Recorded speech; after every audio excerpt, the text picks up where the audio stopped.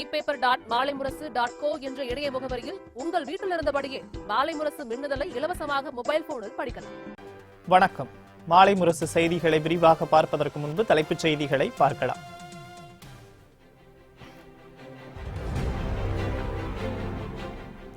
அனைத்து மாநில முதலமைச்சர்களுடன் பிரதமர் மோடி 27ஆம் தேதி மீண்டும் ஆலோசனை. கொரோனா தடுப்பு நடவடிக்கை, ஊரடங்கை நீட்டிப்பது குறித்து விவாதிப்பார் என தகவல்.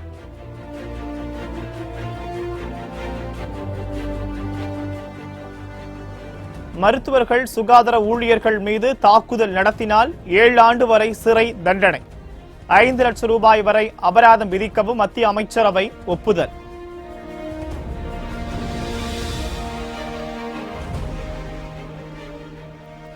கொரோனா தடுப்பு பணியில் உள்ள மருத்துவர்கள், சுகாதார பணியாளர்களின் பாதுகாப்பை உறுதி செய்ய வேண்டும்.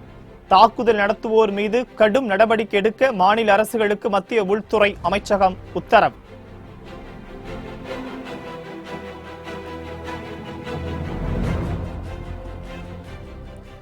மருத்துவர்கள், சுகாதார பணியாளர்கள் பாதுகாப்பில் எந்த சமரசமும் கிடையாது என பிரதமர் மோடி திட்டவட்டம்.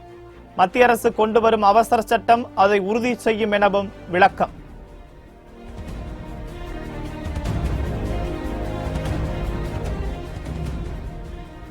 இந்தியாவில் கொரோனா வைரஸால் பாதிக்கப்பட்டோர் எண்ணிக்கை 20,000-ஐ தாண்டியது. உயிரிழப்பு 652ஆக அதிகரிப்பு. 3,959 பேர் குணமடைந்து இருப்பதாக சுகாதார அமைச்சகம் தகவல்.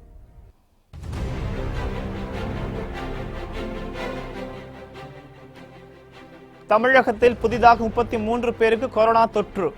பாதிப்பு 1,629ஆக அதிகரிப்பு. 662 பேர் நலம் பெற்று வீடு திரும்பியதாக தமிழக சுகாதாரத்துறை தகவல்.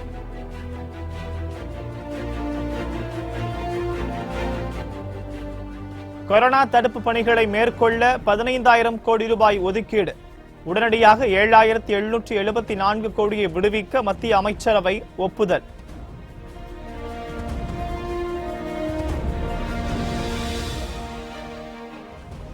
கொரோனா களப்பணியாளர்கள் உயிரிழந்தால் வழங்கப்படும் நிவாரணம் 50 லட்சமாக அதிகரிப்பு. உரிய மரியாதையுடன் உடல் அடக்கம் செய்யப்படும் என முதலமைச்சர் பழனிசாமி உறுதி.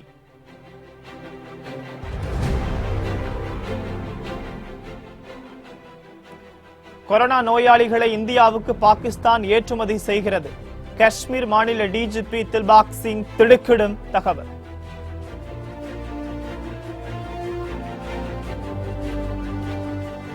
கொரோனாவால் 154 கோடி மாணவர்களின் கல்வி பாதிக்கப்பட்டிருப்பதாக யுனெஸ்கோ கவலை.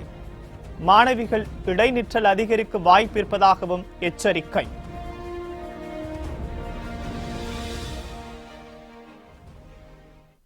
இனி விரிவான செய்திகளை பார்க்கலாம்.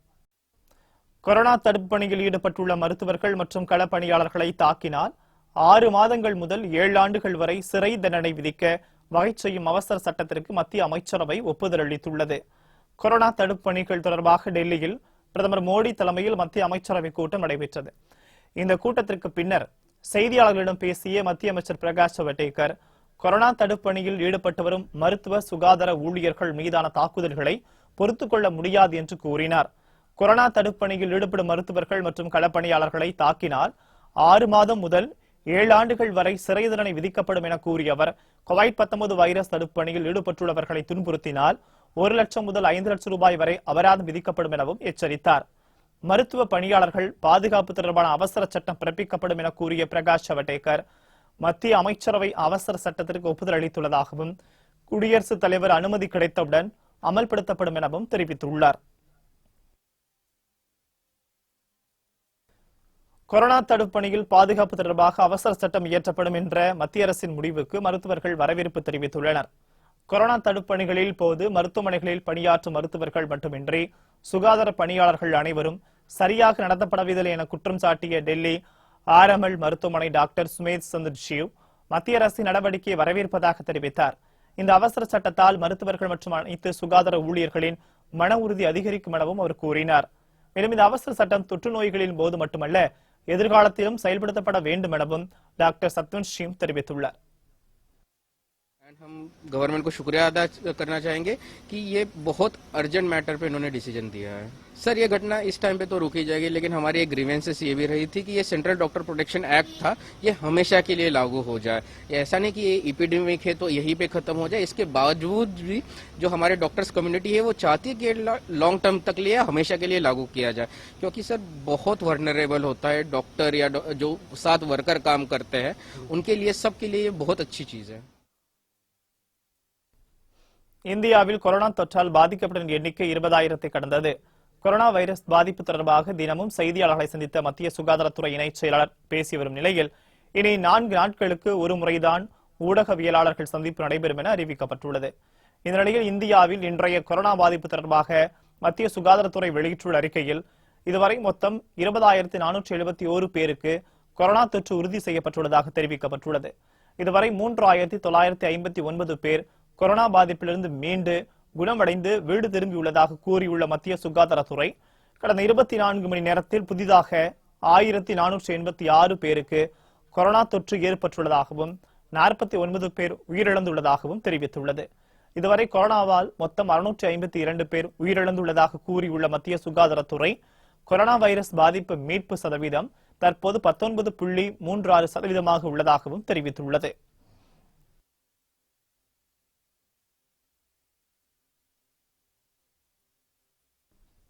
தமிழகத்தில் மேலும் 33 பேருக்கு கொரோனா பாதிப்பு உறுதி செய்யப்பட்டுள்ளதாக சுகாதாரத்துறை தெரிவித்துள்ளது.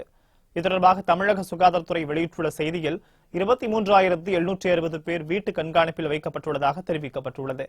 தமிழகத்தில் இன்று மேலும் 33 பேருக்கு கொரோனா தொற்று உறுதி செய்யப்பட்டுள்ளதாகவும் இதன் மூலம் பாதிக்கப்பட்டோரின் எண்ணிக்கை 1,629 அதிகரித்துள்ளதாகவும் தெரிவிக்கப்பட்டுள்ளது. கொரோனாவிலிருந்து இதுவரை 689 பேர் குணமடைந்துள்ளதாகவும் 946 பேர் சிகிச்சை பெற்று வருவதாகவும் தெரிவிக்கப்பட்டுள்ளது. கொரோனாவால் இதுவரை 18 பேர் உயிரிழந்துள்ளதாகவும் சுகாதாரத்துறை தெரிவித்துள்ளது. தமிழகத்தில் அரசு மற்றும் தனியாரின் 33 பரிசோதனை மையங்கள் செயல்பட்டு வருவதாக தெரிவித்துள்ள சுகாதாரத்துறை 155 அரசு தனிமைப்படுத்தும் மையங்கள் செயல்பட்டு வருவதாகவும் குறிப்பிட்டுள்ளது. அதிகபட்சமாக சென்னையில் 15 பேருக்கு நோய் தொற்று உறுதியாகியுள்ள நிலையில் பாதிக்கப்பட்டோர் எண்ணிக்கை 358 உயர்ந்துள்ளது.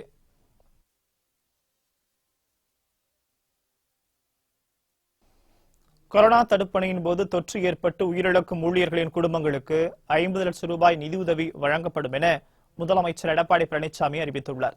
இது தொடர்பாக அவர் வெளியிட்டுள்ள அறிக்கையில் கொரோனா தடுப்பணியில் ஈடுபட்டுள்ள மருத்துவத்துறை, காவல்துறை, உள்ளாட்சித்துறை மற்றும் தூய்மை பணியாளர்களுக்கு தொற்று ஏற்பட்டு உயிரிழந்தால் அவர்களது குடும்பங்களுக்கு 50 லட்சம் ரூபாய் நிதியுதவி வழங்கப்படும் என அறிவித்துள்ளார். மேலும் உயிரிழந்த ஊழியரின் குடும்ப உறுப்பினர் ஒருவருக்கு தகுதியின் அடிப்படையில் அரசு பணி வழங்கப்படும் எனவும் முதலமைச்சர் பழனிசாமி தெரிவித்துள்ளார். இது தவிர உயிரிழந்த ஊழியரின் உடலை பாதுகாப்புடனும் உரிய மரியாதையுடனும் அடக்கம் செய்ய அரசு உரிய நடவடிக்கை எடுக்கும் என உறுதியளித்துள்ள அவர் ஊழியர்களின் கொரோனா தடுப்பணிகளை பாராட்டி உரிய விருதுகளும் பாராட்டு சான்றிதழ்களும் வழங்கப்படும் எனவும் கூறியுள்ளார். சென்னையில் செய்யப்பட்டு வரும் கொரோனா பரிசோதனைகளை உயர்த்தவும் முடிவுகளை உடனுக்குடன் பெறவும் அறிவுறுத்தியுள்ள முதலமைச்சர் பழனிசாமி இதற்காக கார்த்திகேயன், பாஸ்கரன் ஆகிய 2 உயர் அலுவலர்கள் சென்னை மாநகரத்துக்கு கூடுதலாக மண்டல அலுவலர்களாக நியமிக்கப்பட்டுள்ளதாகவும் தெரிவித்துள்ளார். இனி முக்கிய நிகழ்வுகள் சிலவற்றை விரைவுச் செய்திகளாக பார்க்கலாம். கொரோனா தடுப்பணியில் ஈடுபடும் சுகாதார பணியாளர்களின் பாதுகாப்பில் எந்த சமரசமும் செய்ய முடியாது என பிரதமர் மோடி தெரிவித்துள்ளார். தொடர்பாக அவர் தமது ட்விட்டரில் தொற்று நோய்கள் தொடர்பான அவசர சட்டம் கோவிட்-19 உடன் தைரியமாக போராடும் ஒவ்வொரு சுகாதார பணியாளரையும் பாதுகாப்பதற்கான மத்திய அரசின் உறுதிப்பாட்டை வெளிப்படுத்துவதாக குறிப்பிட்டுள்ளார். மேலும் களத்தில் போராடும் மருத்துவர்கள், சுகாதார பணியாளர்கள் பாதுகாப்பை இந்த சட்டம் உறுதி செய்யும் எனவும் பிரதமர் மோடி தெரிவித்துள்ளார்.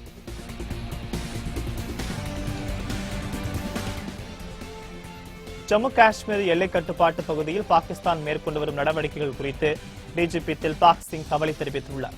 ஸ்ரீநகரில் செய்தியாளர்களிடம் பேசிய அவர் பாகிஸ்தான் தீவிரவாதிகளை ஏற்றுமதி செய்வதாக தான் கேள்விப்பட்டிருப்பதாக கூறினார்.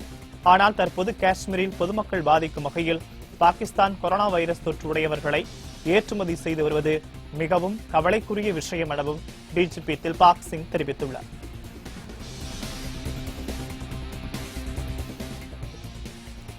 கர்நாடக மாநிலத்தில் நாளை முதல் முதற்கட்ட ஊரடங்கு தளர்வு அமலுக்கு வருவதாக அறிவிக்கப்பட்டுள்ளது. மருத்துவம் சார்ந்த தொழிற்சாலைகள் இயங்க அனுமதி வழங்கப்பட்டுள்ளது. மென்பொருள் துறையில் அத்தியாவசிய தேவைக்கான ஊழியர்களை மட்டும் பணியமர்த்திக் கொள்ள அரசு அனுமதி வழங்கியுள்ளது. இதனிடையே அம்மாநிலத்தில் புதிதாக இன்று 9 பேருக்கு வைரஸ் பாதிப்பு ஏற்பட்டதை அடுத்து கொரோனா பாதித்தவரின் எண்ணிக்கை 427 உயர்ந்துள்ளது. 131 பேர் பாதிப்பிலிருந்து மீண்டுள்ள நிலையில் கர்நாடகாவில் கொரோனா தொற்றால் இதுவரை 17 பேர் உயிரிழந்துள்ளனர் என்பது குறிப்பிடத்தக்கது.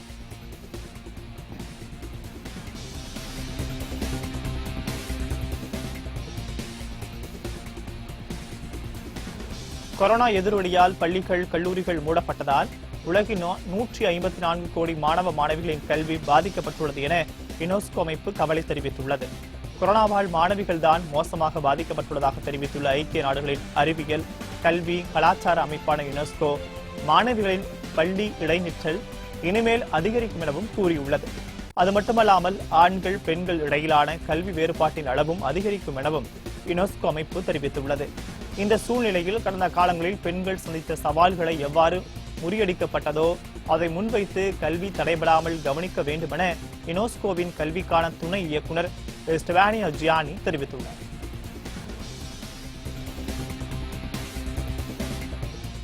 இந்தியாவில் ஊரடங்கு காரணமாக காற்று மாசுபாட்டின் அளவு பெரிய அளவில் குறைந்துள்ளது. இதனை உறுதிப்படுத்தும் விதமாக நாசாவின் செயற்கைக்கோள் படம் பிடித்த இந்தியாவின் புகைப்படம் நம்ப முடியாத சில அதிர்ச்சி தகவல்களை பதிவு செய்துள்ளது. கடந்த மாதம் 31ஆம் தேதி முதல் ஏப்ரல் 5ஆம் தேதிக்கு இடையில் எடுக்கப்பட்டுள்ள இந்த புகைப்படத்தில் வட இந்தியாவில் காணப்படும் காற்று மாசின் அளவு இதுவரை காணப்படாத அளவிற்கு குறைந்துள்ளது என்று பதிவாகியுள்ளது. கடந்த 20 ஆண்டுகளில் பதிவு செய்யப்படாத மிக குறைந்த அளவு காற்று மாசு மதிப்பீடு இந்த ஆண்டுதான் பதிவாகியுள்ளது என்று நாசா மகிழ்ச்சியுடன் தெரிவித்துள்ளது.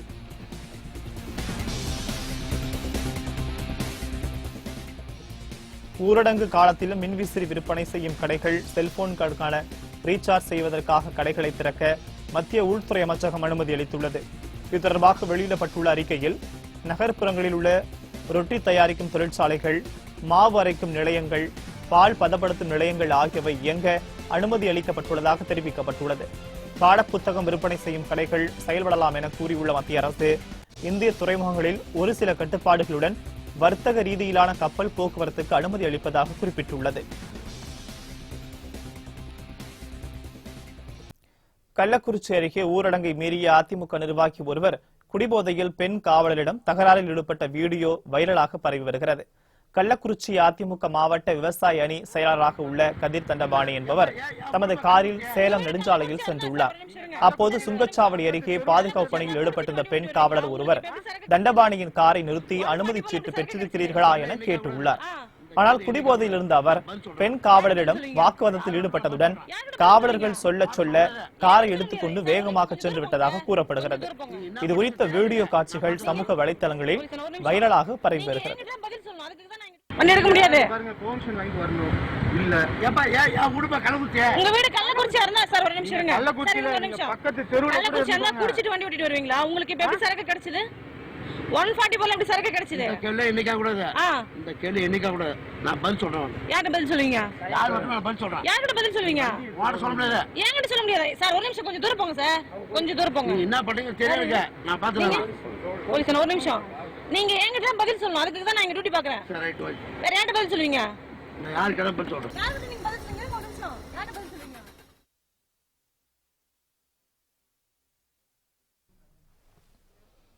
நாகை மற்றும் பரமக்குடியில் கோடை மழை பெய்ததால் அப்பகுதி மக்கள் மகிழ்ச்சி அடைந்துள்ளனர். வழக்கமாக ஏப்ரல் மாதத்தில் கோடை மழை பெய்வது உண்டு. அதன்படி நாகை மாவட்டத்தில் கடந்த சில தினங்களாக அவ்வப்போது மிதமான மழை பெய்து வருகிறது. இதனிடையில் ஒரு சில இடங்களில் அரை மணி நேரத்திற்கு மேலாக மழை பொழிந்தது. கீழையூர், திருமணங்குடி, வாழக்கரை, மேலப்பிடாகை, ஆழியூர், பனைமேடு, சிக்கல் உள்ளிட்ட இடங்களில் மழை பெய்தது. இதனால் வெப்பம் தணிந்து குளிர்ச்சி நிலவியதால் அப்பகுதி மக்கள் மகிழ்ச்சி அடைந்துள்ளனர். இதேபோல ராமநாதபுரம் மாவட்டம் பரமக்குடியில் குளிர்ந்த காற்றுடன் மிதமான மழை பெய்தது. ஊரடங்கு காரணமாக வீடுகளில் மக்கள் அடைக்கப்பட்டிருக்கும் நிலையில் அதிக வெப்பச்சலனத்தால் மழை பொழிவது அவர்களுக்கு சற்று மகிழ்ச்சியை அளிக்கிறது.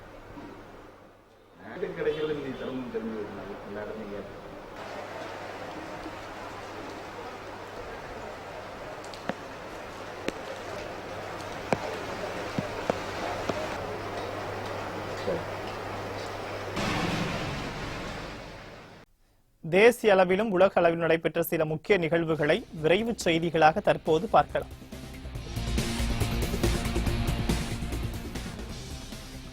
கொரோனா தடுப்பு பணிகளில் ஈடுபட்டு வரும் சுகாதார பணியாளர்களுக்கு எதிராக நடைபெறும் வன்முறைகளை தடுப்பதோடு அவர்களின் பாதுகாப்பை உறுதி செய்ய மாநில அரசுகளுக்கு உள்துறை அமைச்சகம் உத்தரவிட்டுள்ளது. இது தொடர்பாக மாநில அரசுகளுக்கு உள்துறை அமைச்சகம் அனுப்பியுள்ள சுற்றறிக்கையில் கொரோனா தொற்றால் உயிரிழக்கும் சுகாதார பணியாளர்களின் இறுதிச் சடங்கிற்கு எதிர்ப்பு தெரிவிப்பவர்கள் மீது கடும் நடவடிக்கை எடுக்க வேண்டும் என்று அறிவுறுத்தப்பட்டுள்ளது.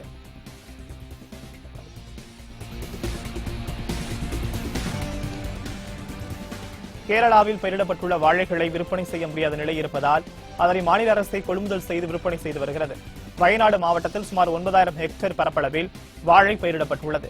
இவற்றின் மூலம் லட்சம் டன் வாழைப்பழங்கள் கிடைத்து வருகின்றன. ஊரடங்கு காரணமாக இவற்றை வாங்க ஆட்கள் வராததால் கேரள அரசை விவசாயிகளிடமிருந்து கொள்முதல் செய்து விற்பனை செய்யும் பணியில் ஈடுபட்டுள்ளது.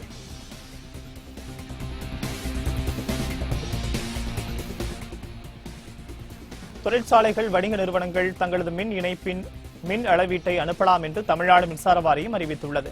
முந்தைய மாத கட்டணத்தை செலுத்துவது தற்போதைய மின் நுகர்வு அடிப்படையில் அதிகமாக இருப்பதாக தொழிற்சாலைகள், வணிக நிறுவனங்கள் புகார் தெரிவித்ததை அடுத்து மின் அளவீட்டினை SMS, வாட்ஸ்அப், இமெயில் மூலம் எழுந்து புகைப்பட வடிவில் தங்களது மின் இணைப்பு சார்ந்த அலுவலக உதவி பொறியாளருக்கு அனுப்பலாம் என தெரிவிக்கப்பட்டுள்ளது. மின் அளவீடு பெறப்பட்டவுடன் கட்டணத்தை திருத்தி அமைத்து நுகர்வோருக்கு தெரிவிக்கப்படும் எனவும் பின்னர் மின் கட்டணத்தை இணையம் வழியாக செலுத்தலாம் எனவும் மின்சார வாரியம் அறிவித்துள்ளது.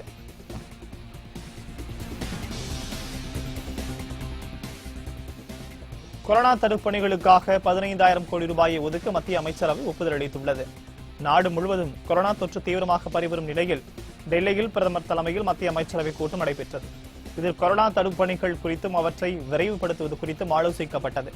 இந்த நிலையில் கொரோனா தடுப்பு பணிகளுக்காக 15,000 கோடி ரூபாய் ஒதுக்கீடு செய்ய மத்திய அமைச்சரவை ஒப்புதல் அளித்துள்ளது. இதில் 7,744 கோடி ரூபாய் உடனடியாக விடுவிக்கவும் அனுமதி வழங்கப்பட்டுள்ளது குறிப்பிடத்தக்கது.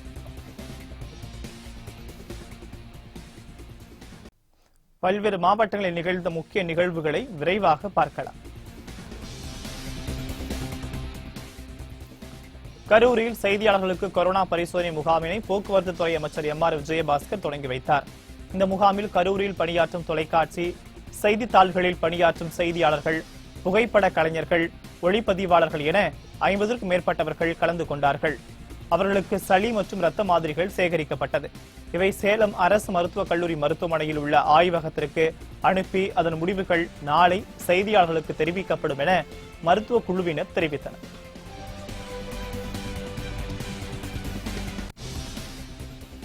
திண்டுக்கல்லில் கொரோனா பரவல் குறித்த அச்சம் இல்லாமல் மாநகர மக்கள் இயல்பு வாழ்க்கைக்கு திரும்பிய சம்பவம் அதிர்ச்சியை ஏற்படுத்தியுள்ளது. வைரஸ் பாதிப்பில் திண்டுக்கல் 4வது இடத்திலிருந்து வரும் நிலையில் அதை பற்றி அச்சம் கொஞ்சம் கூட இல்லாமல் இன்று காலை முதலே இயல்பு வாழ்க்கையை தொடங்கியுள்ளனர். அத்தியாவசிய பொருட்கள் வாங்கவும், செல்போன் ரீசார்ஜ் பண்ணுவது, செல்போன் சர்வீஸ் செய்வது, ஆட்டோ உதிரி பாகங்கள் உள்ளிட்ட கடைகள் என கூட்டம் கூட்டமாக வீதிகளில் வலம் வந்தனர். இதனால் நோய் தொற்று அதிகரிக்கும் நிலை ஏற்பட்டுள்ளது.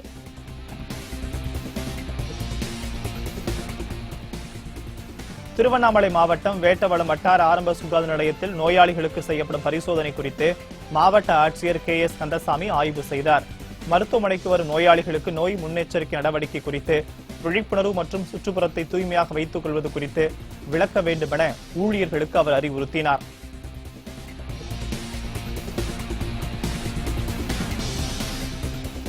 சுகாதாரத்துறை மற்றும் மருத்துவத்துறை ஊழியர்களுக்கு 1 லட்சம் முட்டைகள் வழங்க ஏற்பாடு செய்யப்பட்டுள்ளதாக அமைச்சர் உடுமலை ராதாகிருஷ்ணன் தெரிவித்தார். திருப்பூர் மாவட்டம் உடுமலை அதிமுக சார்பில் ஏழை எளிய மக்களுக்கு நலத்திட்ட உதவிகளை வழங்கிய பின்னர் செய்தியாளர்களை சந்தித்த அவர் தமிழக அரசு வைரஸ் தாக்குதலில் இருந்து மக்களை காப்பாற்ற பல்வேறு நடவடிக்கை எடுத்து வருவதாக கூறினார்.